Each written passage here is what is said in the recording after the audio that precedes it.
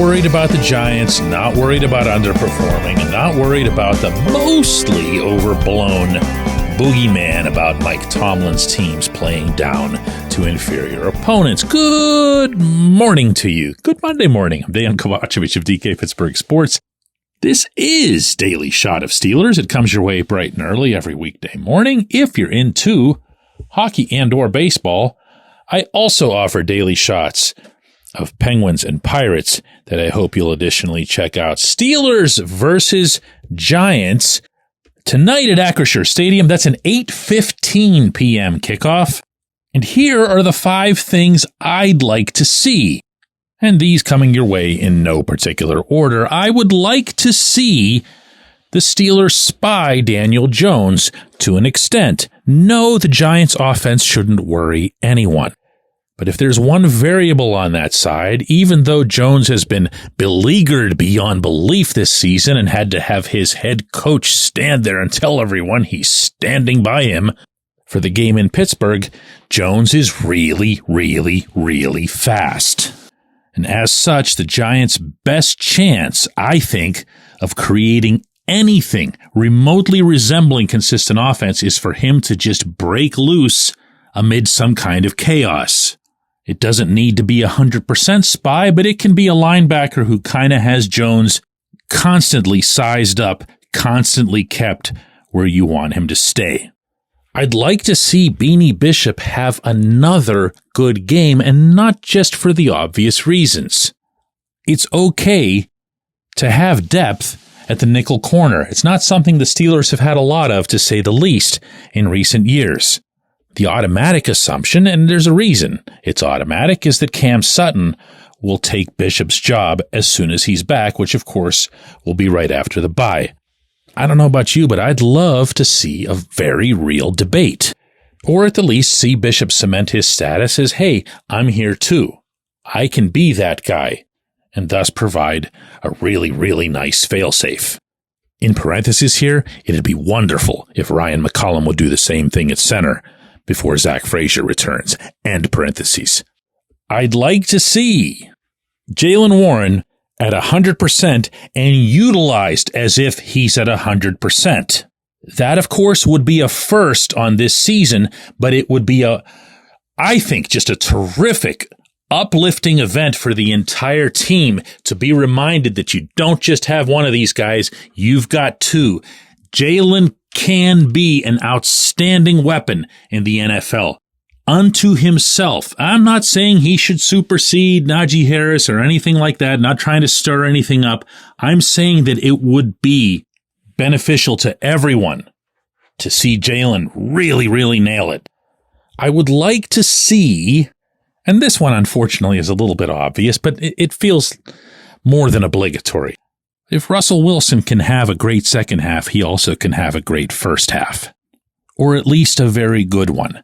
Nothing could mean more to the entire operation heading into the bye week, other than the W, of course, than to have the offense, including its most important position, put together not 2, but 3 consecutive weeks of sound, smart football. Remember that Justin Fields put up 30 points as well in Las Vegas. The point total would be, a treat, but it'd be more relevant, I think, just to have that sense of calmness, of diversity, of moving the ball in different ways with different people, of getting decent gains on first down so that the second and third don't have to feel so scary, of getting more wide receivers than George Pickens involved, of keeping the tight ends involved. It would make, I think, the first 8 games take on additional meaning. As Calvin Austin has said to me more than once this season, you got to understand, yeah, we're going to struggle here or there. We're going to have our ups and downs, but we're getting better each week. Well, go ahead and demonstrate that progress. Feel that progress as you're walking off the field. And the last thing I'd like to see, but boy, is it not last in priority, I want to see some happy faces. I want to see some people enjoying what this is. Within context, within reason. But if you watched football yesterday and you saw the Ravens go down in Cleveland. You saw the Bengals go down to the Eagles. The Steelers are alone, as we're talking right now, atop the AFC North. If they win this game, and it's very fair to expect them to, not a forecast, not a prediction, it's an expectation. I mean, that's just a dream performance before the bye by your team. There can't be a handful of people on the planet, not the most hopeful, bubbly, glasses half full type of fans anywhere, who would have said that the Steelers were going to go 6-2 before the bye.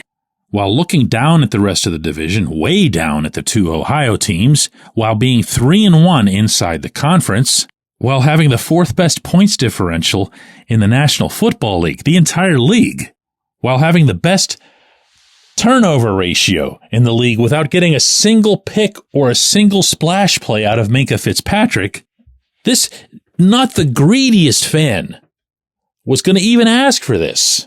So yeah, the second half schedule is going to come along, and I'm sure it's going to scare everybody all over again like it did in the summertime. But this, with a W, with a solid overall showing on both sides of the ball, and a 6-2 record, and if you don't smile after that, find something else to occupy your weekends. When we come back, J1Q.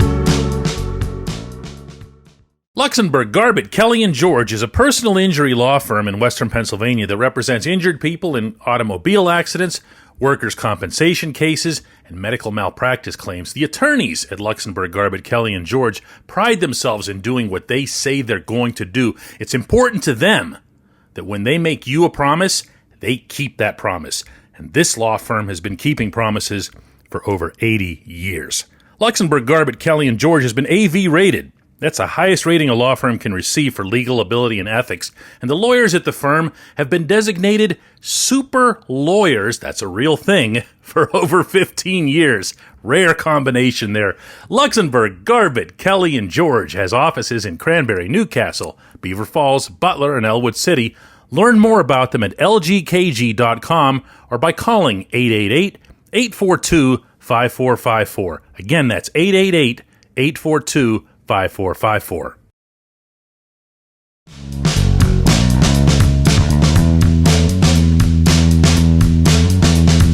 Today's J1Q comes from Casey, who asks, so, DK, what is it exactly that the Steelers and Omar Khan are waiting for?